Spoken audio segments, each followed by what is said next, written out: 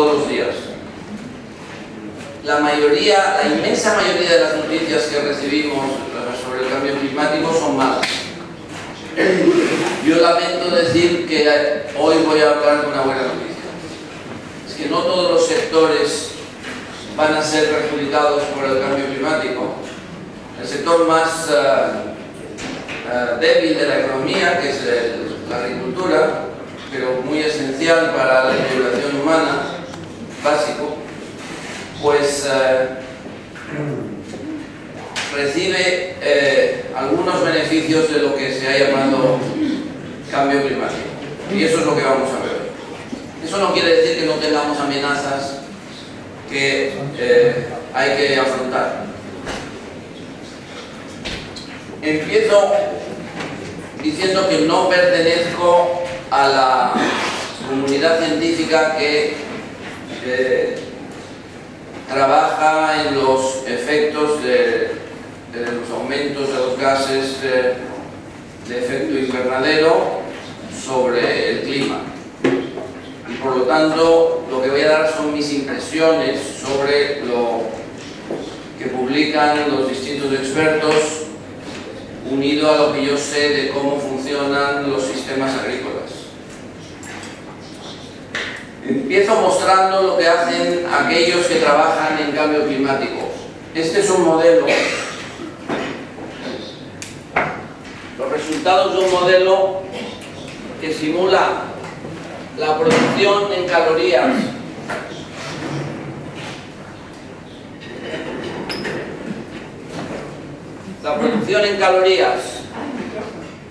global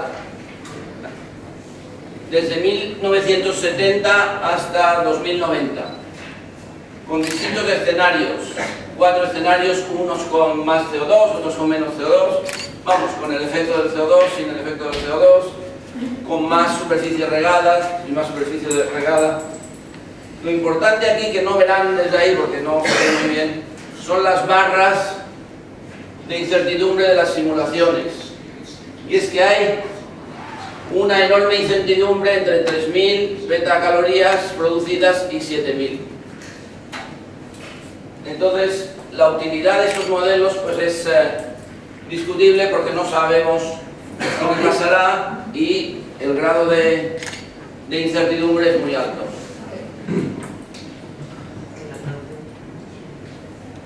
Sí. ¿Sí me oyen? Ah, sí, sí. Otra cosa que notará cualquier persona que conozca la agricultura es que las simulaciones dicen que no ha cambiado la producción de alimentos entre 1970 y 2010. Esto ya se sabe que es un error.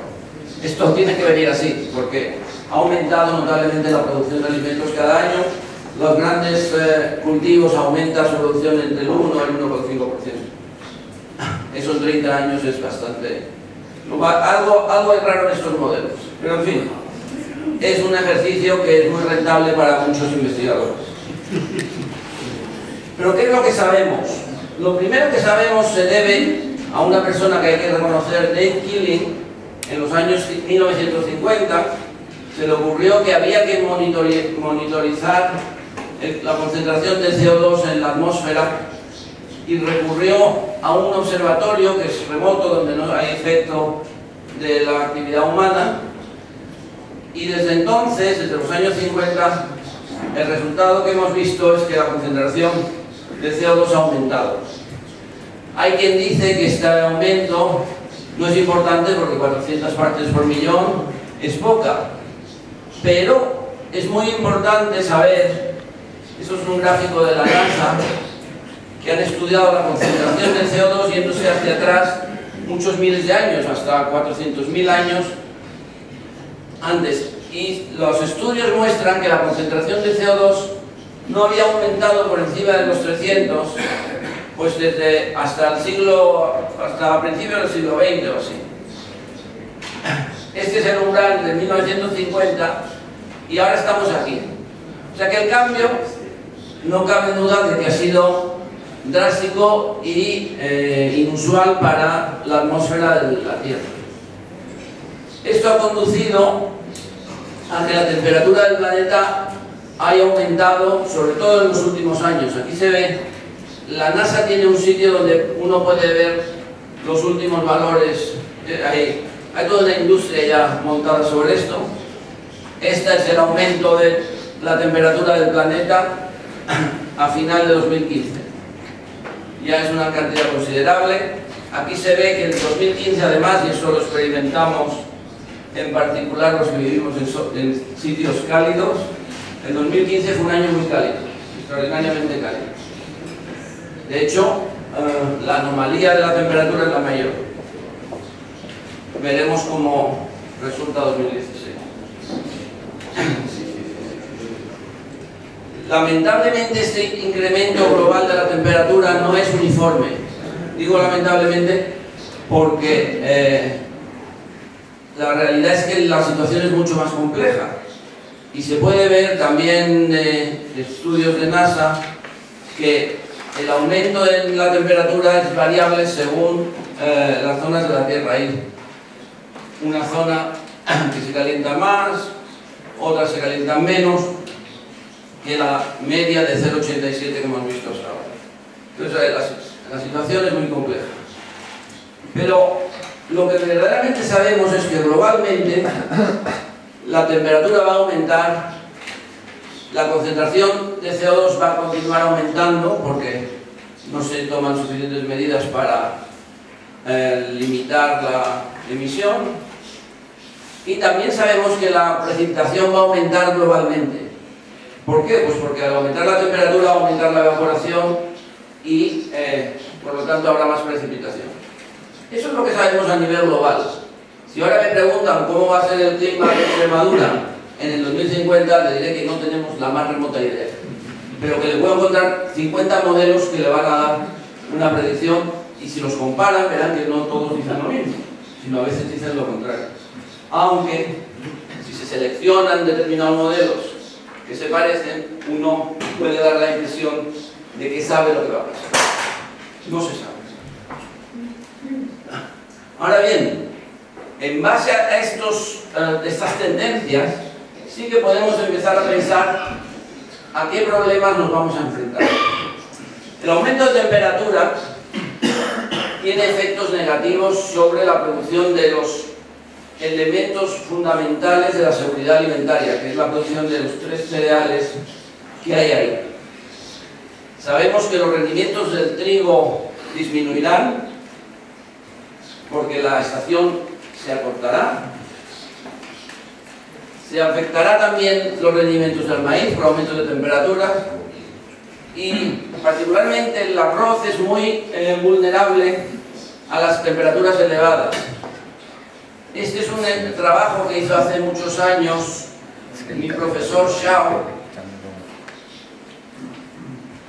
que muestra la producción de arroz en función de la fecha en que ocurre un estrés puntual de 2 o 3 días nada más, que puede corresponder a falta de agua o a temperaturas extremas, altas. Y se ve que hay momentos, unos pocos días antes de floración, donde la producción cae prácticamente a cero. Eso, entonces, grandes olas de calor por encima de las que habitualmente sufrimos o sufren en las zonas productoras de arroz, puede tener un impacto negativo sobre la producción de este grano. Ahora, ¿cuáles son los efectos del CO2? Bueno, pues los efectos del CO2 son positivos. Eso, lamentablemente, para los agoreros de las catástrofes es así. Las plantas C3 responden de forma positiva, mejor que las C4, que responden menos, aunque hay evidencia de que hay respuesta, pero mucho menor. Y la respuesta depende de cómo se estudie. Cuando se hacen experimentos en cámaras de cultivo, normalmente las producciones aumentan más que cuando se hacen al aire libre. Estos experimentos son de enriquecimiento de CO2 al aire libre, que se han hecho bastantes, del orden, hay como 20 instalaciones por todo el mundo, que sean homologables, hay otras que no lo son tanto. Lo que hacen es poner en condiciones naturales unos sistemas que emiten CO2 continuamente y mantienen la concentración de CO2 por encima de la del aire. Y monitorizan esa concentración para que sea más o menos constante. Estos experimentos son muy costosos, pero se han hecho prácticamente en todos los cultivos importantes, incluso en algún árbol como el naranjo. En todos ellos se ve que el aumento de la producción es notable, es medible. Hay un experimento donde este está en Illinois, publicado recientemente, en un aspecto que como agrónomos nos interesa mucho, y es ver si hay variabilidad genética en la respuesta del CO2 entre la soja, que es otro cultivo muy importante. Los resultados muestran que la biomasa en este experimento, que había 18 fenotipos diferentes, aumentó del orden de 20% de media, pero que el incremento del rendimiento varió según los fenotipos. Y quiere decir esto que el CO2 afecta de una manera compleja a la producción del cultivo, no solamente aumentando la fotosíntesis, que es lo que sabemos, sino que también afecta al reparto de asimilados. Pero lo importante de este trabajo es que muestra que se puede seleccionar para mejor respuesta al CO2. Y yo insistiré mucho en mi charla que lo mejor que podemos hacer para combatir los efectos del cambio climático es intensificar nuestros esfuerzos en selección genética, utilizando todas las herramientas que nos ponen a nuestra disposición, puesto que podemos predecir cómo serán los climas futuros.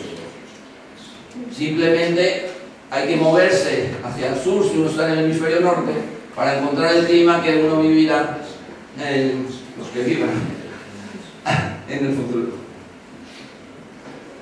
Bueno, este incremento que se ha visto por los agrónomos y los fisiólogos vegetales que trabajan en plantas cultivadas durante muchas décadas, también ha sido detectado por los ecólogos que trabajan a escala global. Este trabajo es muy reciente, de hace 3 días concretamente.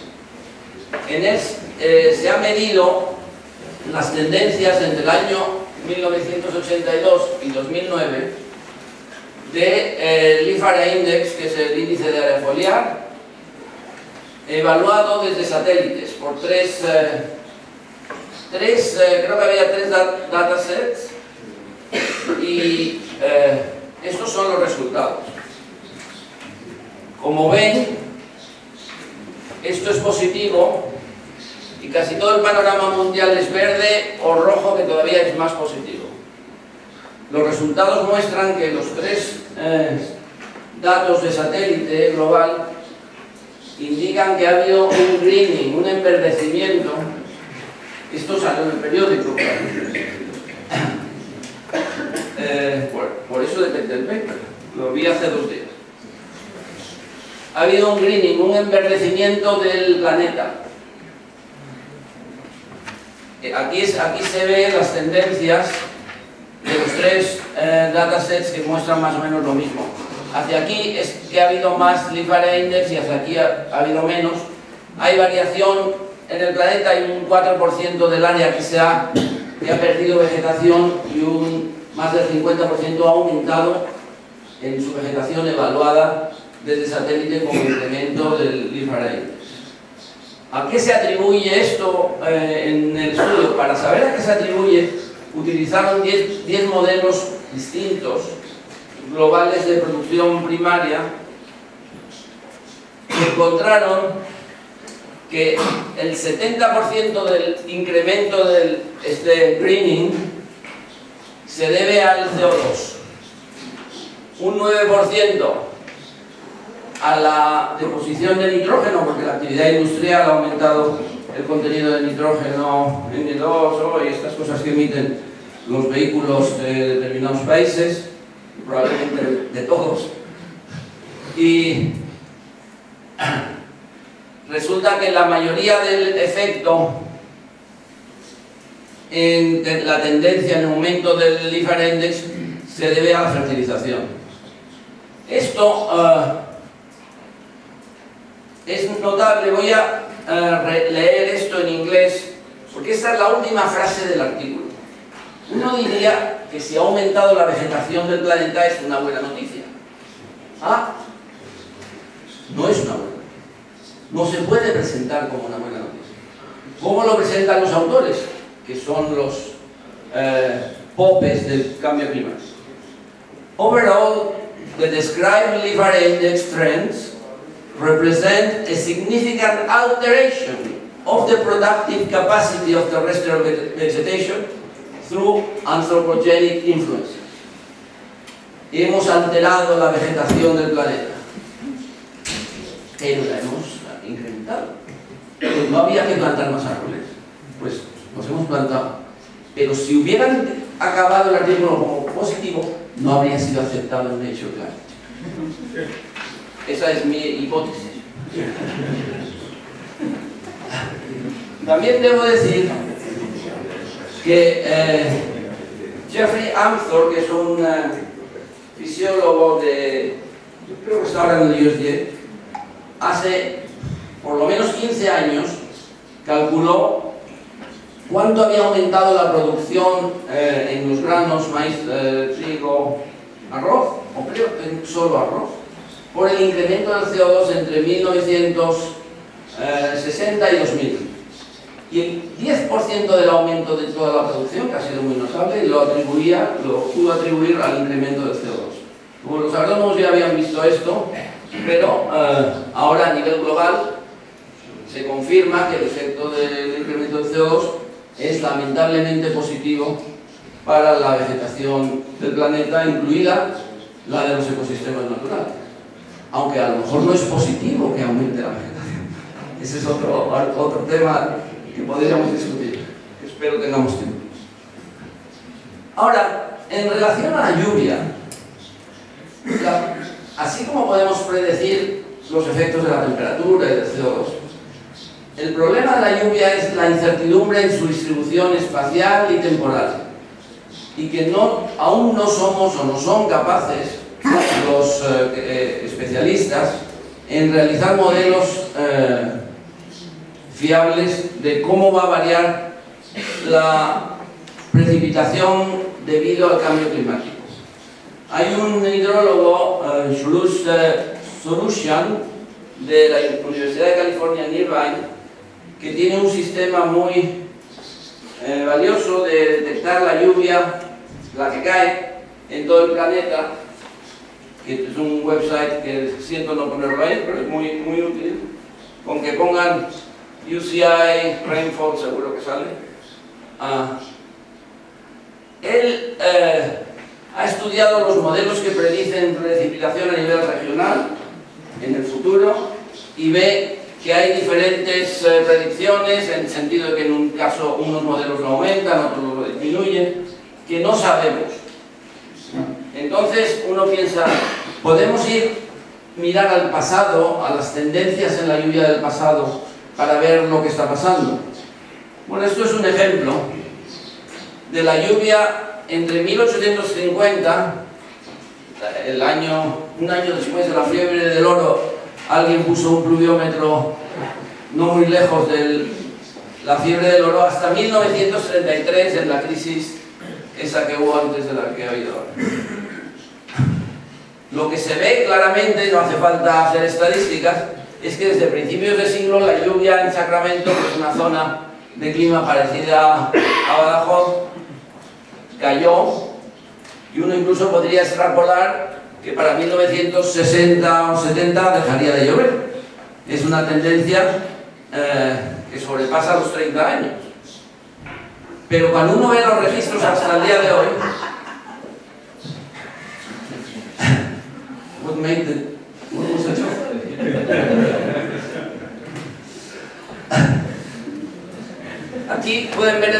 poquito de caída, pero pueden ver la recuperación de la lluvia y que desde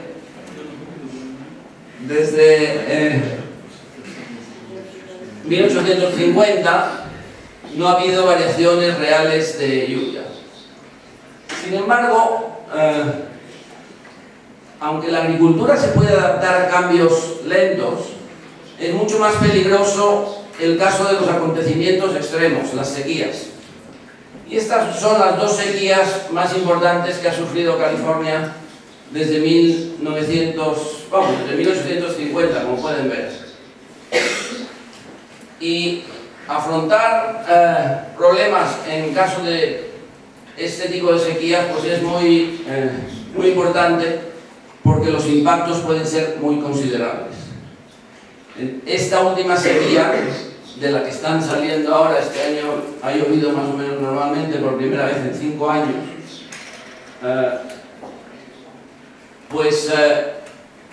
podría haber tenido unos impactos muy importantes en la producción agrícola. Aquí está el impacto de la sequía hasta 2015, o sea, hasta el año pasado. Se puede ver, esta línea es el área cultivada. En millones de hectáreas, pues bajó, había como 3,1 millones, y el último año bajó hasta 2,8, un 10% menos. Pero fíjense en los ingresos de la agricultura californiana. No se han enterado de que ha habido sequía.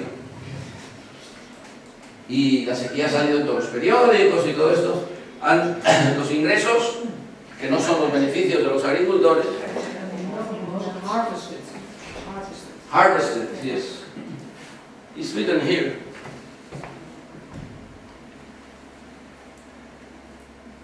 Voy muy deprisa.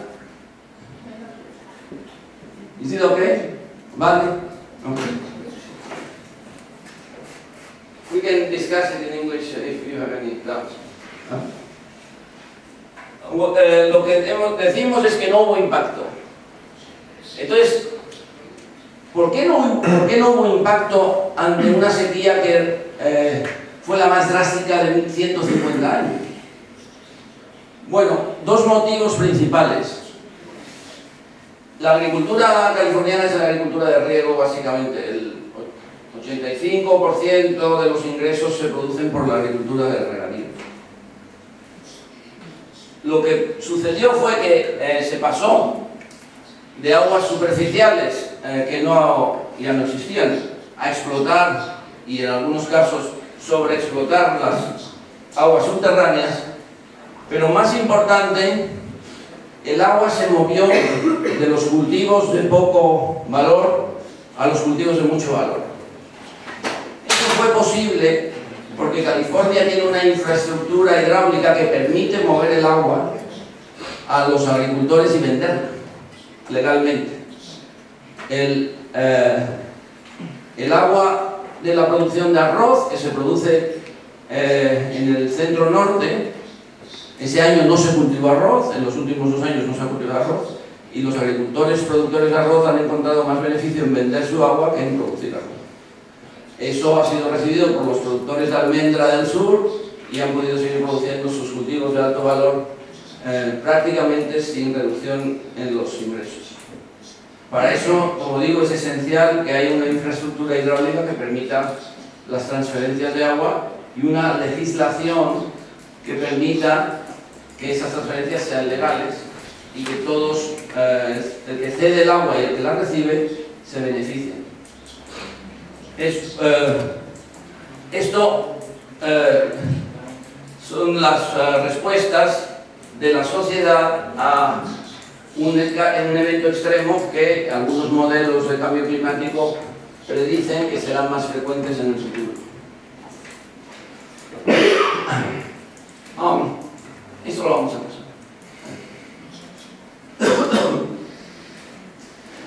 Entonces, es fundamental, si vamos a sufrir estos eventos extremos, tener una máxima capacidad de recuperación para poder salir de las grandes pérdidas. Esta capacidad de recuperación se asocia con un concepto que ahora se ha puesto más de moda, que es la resilience, la resiliencia, palabra ya aceptada en el diccionario de la Real Academia, y que refleja más o menos la capacidad de un sistema para recuperarse de una perturbación que lo desestabiliza. Vamos a examinar rápidamente si los sistemas agrícolas son ahora más resilientes que lo que eran hace décadas. Para eso, un par de ejemplos. Estos son los rendimientos de trigo medios de Marruecos, y se puede ver que hay sequías extremas que han producido básicamente los mismos rendimientos medios, a pesar de que la tecnología, el know-how de los agricultores, las variedades, todo ha cambiado entre 1960 y 2000. Esta es la serie. Esta es la recuperación después de una sequía en estos años, sería la anchura de esta barra, y estas son las recuperaciones que son mayores ahora, aquí lo veis, en Marruecos. Si vemos Australia, la situación es idéntica. Este fue lo que se llamó el Millennium Drought, la sequía del milenio, pero ya para el año 2000, cuando habían acontecimientos extremos, el sistema rebota más. Esto lo pueden ver en muchos registros de producción agrícola, y lo que parece que pasa es que tenemos más capacidad de recuperación, más resiliencia, pero lógicamente eso hace que el sistema sea más inestable, que los años buenos son mejores porque los agricultores ya son menos conservadores, ya cuando tienen oportunidad producen más y tienen los medios de producción para explotar mejor las condiciones favorables. Eso hace que el sistema rebote a valores mayores. Una manera de limitar la fluctuación, la inestabilidad, es con el riego. Si uno expande el regadío permitiría amortiguar estas fluctuaciones. Ese no es el caso en Andalucía, donde ven la producción de aceite de oliva para toda la región, esos son miles de toneladas, en los últimos 20 años. Aquí puede verse que estamos a registros mayores, pero que también los años malos, a lo que contribuye el rasgo de alternate bearing de Cería en el olivo, pues hace que las fluctuaciones sean mayores y que los mercados sean más difíciles de controlar. Ahora hay buenos precios, pero cuando hay un año así, los precios se caen. Bueno, esa es la respuesta a todos los problemas de la seguridad alimentaria, el aumento de la producción. Pues no, porque hay un sector de la población mundial que no tiene acceso a suficientes alimentos, que se ven donde están en los mapas de la FAO de hambre, y que el aumento de la producción no es el mecanismo para sacarlos del hambre, es un problema de pobreza que no les permite acceder a suficiente alimentación. Esto hay que seguir recordándolo porque seguimos sin cumplir los objetivos de erradicar el hambre del planeta. Disminuye en términos relativos, pero sigue habiendo cientos de millones de personas que no tienen suficiente alimentación. Para eso, en los países en desarrollo, pues conviene trabajar, ayudar a mejorar la producción. Aquí se ven, para pequeños productores, en un trabajo que hicieron investigadores de Córdoba, Luciano Mateos en Mauritania y Senegal, que hay agricultores que producen altas cantidades, 5 o 6 toneladas, pero que la media es mucho menor. Eso quiere decir que hay una brecha de rendimiento, un yield gap, entre los mejores agricultores y la media de la región. También pasa en arroz, que hay quien produce 8 o 9 toneladas, pero la media está entre 5 o 6. Y esto lo encontramos en todos los sistemas agrícolas del planeta. Este es un trabajo que recientemente hemos publicado en Argentina, en una región aquí de Santiago del Estero, donde hay una red de riego tradicional, donde los agricultores reciben agua una vez al mes e inundan los campos, como ven, con unas láminas muy elevadas.